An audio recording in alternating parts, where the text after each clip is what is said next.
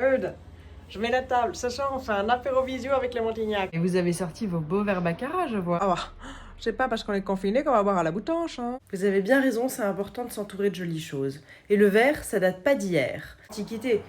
Souvenez-vous, la pointe des lances, des arcs des hommes à la préhistoire était déjà en verre.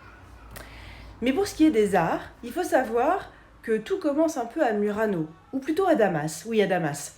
En 1400, Damas connaît le sac de Damas. Les verriers vont aller à Murano pour travailler.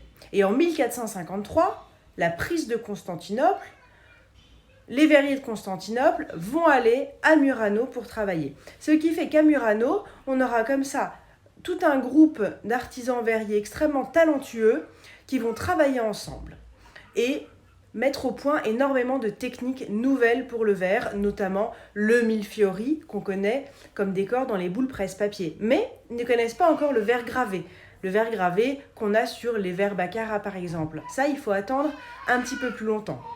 Et oui, il faut attendre les années 1670-1680 pour que les Allemands découvrent un verre potasso-calcique qui va être en fait le cristal de Bohême. Et dans le même temps, en Angleterre, on découvre le flint glass, un verre avec un mélange d'oxyde de plomb, c'est les débuts du cristal. Et en France, on a envie d'avoir ce savoir-faire, d'avoir ces beaux verres. Et c'est sous l'impulsion de l'évêque de Metz que va naître Baccarat. Et c'est en 1764 que naissent les verreries royales de Sainte-Anne afin de produire des verres un petit peu comme les verres de Bohême. Conjointement, en 1767, la verrerie de Saint-Louis est créée. Une autre manufacture importante de la fin du XVIIIe siècle, c'est la manufacture royale de Sèvres sous le patronage de Marie-Antoinette, une manufacture qui déménagera à Montcenis. C'est en 1822 que la manufacture royale de Sainte-Anne devient la manufacture de Baccarat. Aux enchères, il faut savoir que les prix les plus élevés sont atteints par des lustres de Baccarat, mais aussi le pouce de César, qui a été édité plusieurs fois, 300 fois il me semble, à la manufacture de Baccarat.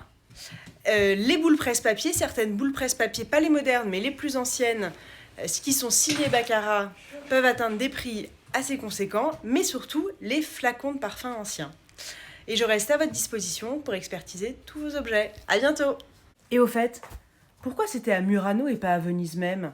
Tout simple, les fours des verres représentaient un vrai danger d'incendie pour la ville de Venise, qui est une ville musée. C'est pourquoi on a placé les verriers à Murano, sur un îlot un peu plus tranquille. Murano, c'est pas la ville où Deschamps il est allé pour maigrir?